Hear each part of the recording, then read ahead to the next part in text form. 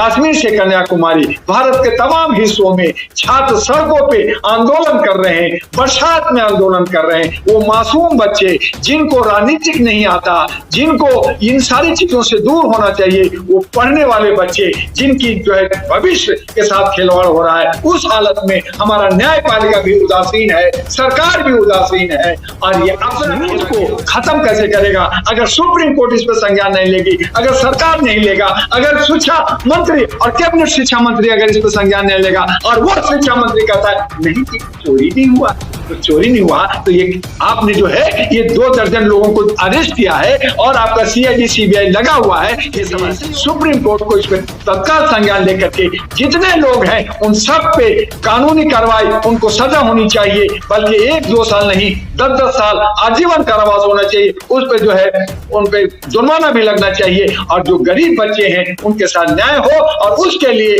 NEET का paper fresh तरीके से पूरी सिक्योरिटी, पूरी जांच के साथ और सरकार पैसा खर्च करेगी, उस पे एग्जाम हो, दूध का दूध, पानी का पानी हो जाए। एग्जाम पे सुनवाई हुई है और बोला गया है कि ऑनलाइन साइलेंट शनिवार तक कर दी जाए और 22 तारीख को सुनवाई फिर टाल दी। क्या कहेंगे?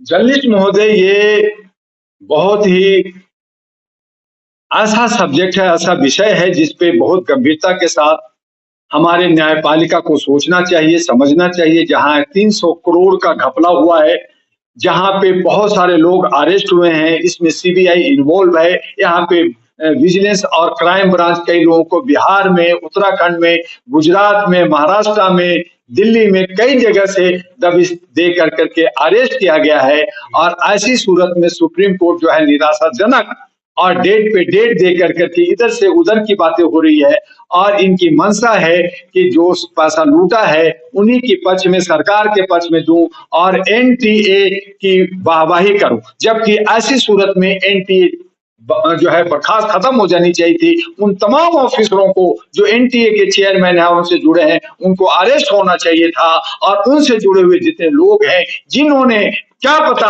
2024 से पहले 23, 22, 21 और 20 न जाने कितने सालों से ये लोग चोरी कर रहे हैं, डकैती कर रहे हैं। तो इस पे संज्ञान लेते हुए इस चुनाव को, ये एग्जाम को कैंसिल करना चाहिए था। ये सुप्रीम कोर्ट के अधिकार क्षेत्र में आता है, लेकिन सुप्रीम कोर्ट भी डेट पे डेट और निराशाजनक और छात्रों के साथ खिलवाड़ हो रहा है।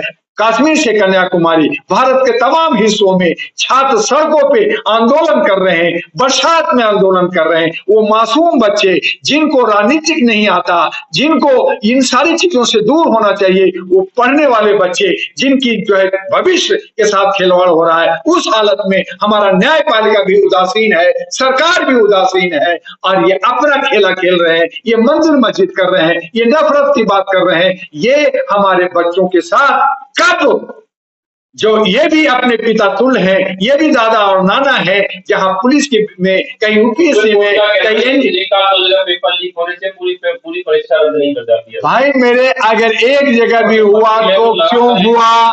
सवाल ये होता है एक जगह आपकी सिक्योरिटी, आपकी मैनेजमेंट, आपकी देख रेख इतना लचर क्यों है? और इसमें 2024 में नीट में कहा जा रहा है कि 300 करोड़ का धंधा हुआ है, न सिर्फ बिहार के हजारीबाग में बल्कि ये गुजरात में भी हुआ, महाराष्ट्र में हुआ, हरियाणा में हुआ, उत्तराखंड में हुआ, उत्तर प्रदेश में। तो 4-5 स्टेट में जब हुआ है तो भारत का जनप्रतिनिधि जो बड़े बड़े स्टेटों में हुआ तो हो सकता है छोटे छोटे जगह में भी हुआ, जहां पे अभी बात नहीं आ रही है, जहां पे जिनको अरेस्ट किया गया है वो मुंह नहीं खोल रहे हैं, तो बहुत सारी बातें आएंगी। तो उस हालत में जो गरीब के बच्चे हैं, जो पढ़ने वाले बच्चे हैं, वो कह रहे हैं कि एक बार नहीं 10 बार एग्जाम लो, लेकिन वही अमीर लोग जिनको आपने जो है बस आपने नंबर बढ़ा दिया, उनको जो है एक तरह से ऐसे नंबर बढ़ा दिया और उसने चोरी करके किया, उनसे कहा गया जो 1500 कुछ छात्र आए, उनसे कहा गया आप एग्जाम दो दोबारा, आपको ग्रेस नंबर नहीं मिलेगा,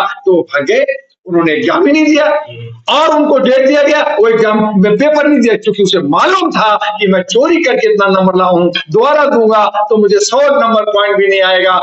गरीब के बच्चा जो पढ़ने वाला, उसने कहा एक बार नहीं 100 एग्जाम लो, मैं एग्जाम दूंगा, लेकिन सच्चाई और ईमानदारी, पारदर्शिता और हमारी जो मेहनत का जो फल है वो हमें मिलना चाहिए, ना कि आप डायरेक्ट आप डॉक्टर बना दोगे, डायरेक्ट आईएएस और आईपीएस बना दोगे। ये जुल्म है। और इस तरह से आप पूरा व्यवस्था को, पूरा एजुकेशन की व्यवस्था को चरमरा दिया है और ये साबित कर दिया है कि ये एजुकेशन का व्यवस्था भारत में जो है वो अमीरों का है, गरीबों का नहीं है। गरीब का बच्चा पकौड़ा बेचेगा, अमीर का बच्चा जो मौज मस्ती करेगा वो जो है मॉडलिंग करेगा और वो डॉक्टर बनेगा। अगर ऐसा डॉक्टर बनेगा तो वही एम्स में जाएगा और एम्स में जो है पेट के अंदर कैंची छोड़ देगा, तो वो कहीं ना कहीं वीआईपी भी मरेंगे। तो ऐसा डॉक्टर नहीं चाहिए, हमें पढ़े लिखे समझदार और एजुकेटेड डॉक्टर चाहिए। तो उसके लिए सुप्रीम कोर्ट को इस पर तत्काल संज्ञान लेकर के जितने लोग हैं उन सब पे कानूनी कार्रवाई, उनको सजा होनी चाहिए, बल्कि 1-2 साल नहीं 10-10 साल आजीवन कारावास होना चाहिए। उस पे जो है उन पे जुर्माना भी लगना चाहिए और जो गरीब बच्चे हैं उनके साथ न्याय हो। और उसके लिए नीट का पेपर फ्रेश तरीके से, पूरी सिक्योरिटी, पूरी जांच के साथ और सरकार पैसा खर्च करिए, उस पे एग्जाम हो, दूध का दूध, पानी का पानी हो जाए।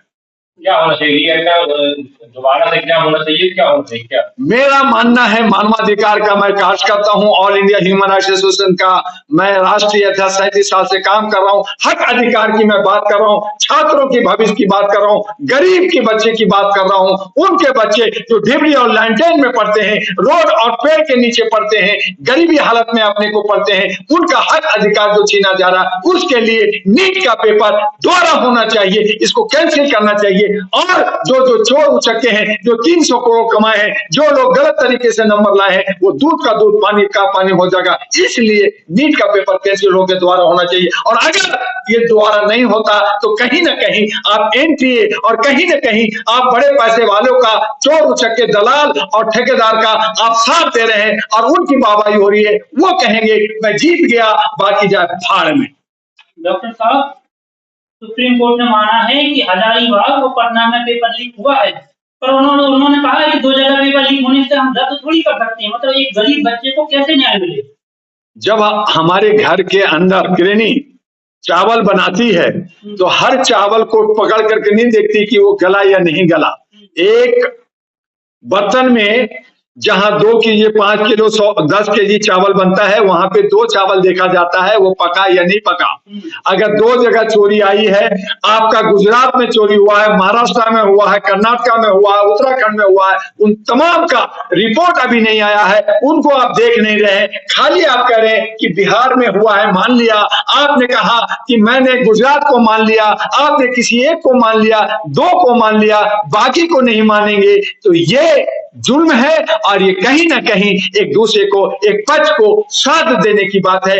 आज कमोबेश 7 राज्यों के अंदर ये सारा पकड़ा गया है, न जाने बाकी और राज्यों में हुआ होगा। उन्होंने अपने ऊपर पर्दा, उनके ऊपर जो है काला पर्दा डाल दिया हो, छुपा दिया हो। एनटीए, सरकार, पुलिस, जो लेने वाले देने वाले, जो ठेकेदार हैं, जो चोर हैं, जो बेईमान हैं, वो सातिर होते हैं, वो चीजों को छुपाते हैं, वो सुप्रीम कोर्ट तक नहीं पहुंचते। गरीब हर जगह नहीं पहुंचेगा। जिन लोगों को दर्द था उन्होंने पिटीशन लगाया कि ये चोरी हुआ, इसको बदला जाए। बहुत सारे जो कोचिंग सेंटर है मेडिकल का कराने वाले, वो कुछ लोगों ने उसका विरोध किया, बाकी कोचिंग सेंटर करिए नहीं, सब कुछ ठीक हुआ। क्योंकि ये सब पहना करके जो धरना प्रदर्शन करा के अपनी कोचिंग का प्रचार कर रहे हैं, अपना पैसा ले रहे हैं और उनको जिता करके उनको एग्जाम दिला करके कि देखो मेरे कोचिंग से 100 बच्चे का मेडिकल कर दिया। वो लूटने का धंधा हुआ, करोड़ों की लूट चल रहा है। और इस लूट को खत्म कैसे करेगा?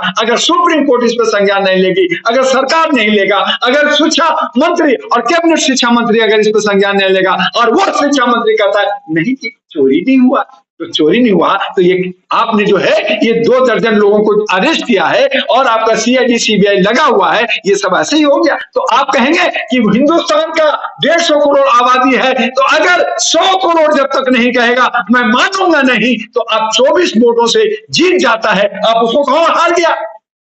जो आज 164 बीजेपी के नेता सुन रहे हैं, छात्र हैं, मानसिक वो जो है छोटे दिमाग के होते हैं, वो कमजोर होते हैं, कोमल होते हैं, आप उनके दिमागों में राजनीतिक भर रहे हैं, आप उसमें जनाक्रोश भर रहे हैं, आप उनको गुस्से में ला रहे हैं। अगर वो बच्चे सड़क पे आएंगे, बसों में आग लगाएंगे, आंदोलन करेंगे, घर फूकेंगे, तो बीमार होंगे, वो हॉस्पिटल जाएगा, उनका इलाज में करोड़ों रुपए खर्च होगा। इन तमाम की जिम्मेदारी क्या हमारा जो है न्यायपालिका और शिक्षा मंत्रालय या जो है भारत सरकार उसकी जिम्मेदारी लेती है?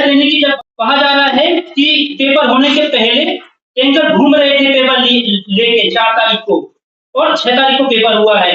वो कह रहे हैं कि मतलब जर्नलिस्ट महोदय सुप्रीम कोर्ट में कह रहे हैं कि रिक्शा से गया, ऑटो से गया, गाड़ी से गया, बैंक ने किया, इस बैंक ने किया, स्टेट बैंक ऑफ इंडिया इसको देख रेख कर रही थी और कर रही थी, तो ये सब कहेगी कि भाई लीक हो गया। चोर कभी कहा है कि मैंने चोरी किया? डाकू कभी कहा है कि मैं डाकी किया? जो मर्डर करता है सुप्रीम कोर्ट में, हाई कोर्ट में 10 साल 15 साल केस चलता है, वो कहता मैंने नहीं किया।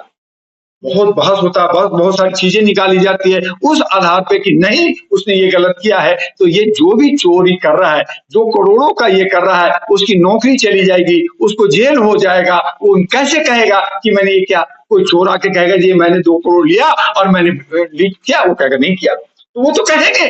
लेकिन जो गरीब के बच्चे हैं, जो एग्जाम दिया है, जो एग्जाम दे जाके पेपर दिया है, उसको जो है मिलना चाहिए था 720 नंबर पॉइंट, उसको मिला है 400, उसको मिला है 300, तो उसको तो एम्स मिलेगा नहीं, उसको तो कोई सरकारी हॉस्पिटल मिलेगा नहीं। फिर वो बैठेगा, फिर ड्रॉप करेगा, दोबारा एग्जाम देगा, दोबारा चोरी होगा, तो वो बेचारा जो एम्स में उसका पहली बार में क्लियर हो जाना चाहिए था, वो डॉक्टर बनता, वो डॉक्टर बनने से रह जाता है। और जो 100 नंबर भी लाने की ताकत नहीं रखता, वो 720 पॉइंट लाता है, उसको एम्स में एग्जाम हो जाता है और एम के प्रकार तरीके से वो डॉक्टर और सर्जन बन जाता है, देश विदेश घूमता है और कहता है ये बड़ा डॉक्टर हो गए। वो बड़ा बड़ा नर्सिंग होम बनाएगा, करोड़ों रुपए लूटेगा। गरीब का बच्चा वो पढ़ कर करके कम पैसे में 5,000 4,000 में सरकारी हॉस्पिटल में पढ़ करके डॉक्टर बन करके गांव देहात और गरीबों के बीच में क्लिनिक खोल करके और नौकरी कर करके अपना जीविकोपार्जन करना चाहता है। आप उसे डॉक्टर नहीं बनने देना चाहते। दूसरी तरफ कहते हैं डॉक्टर गांव नहीं जाता, तो अमीर को भेजो ना, अमीर के बच्चा को गांव भेजो, अमीर के बच्चा को आप आर्मी में भेजो, अमीर के बच्चा को जो है आप जो है जहां पे गरीबी में, जहां पे बाढ़ में, वहां डॉक्टर भेजो ना। वो गरीब के बच्चा जाता है, जो डॉक्टर होता है वो जाकर के अपने गांव देहात को दर्द को समझता है, वो सांप और बिच्छू के बीच में इलाज करता है, और उस डॉक्टर को आप डॉक्टर नहीं बनने दोगे। तो ये जो है इस तरह का अराजकता, इस तरह का जो सिनेरियो जो है ये सरकार बना रही है, और कहीं ना कहीं हमारी योग्यता को कुंठित कर करके उसको मारा जा रहा है और गरीब बना करके हमें जो है अशिक्षित किया जा रहा है।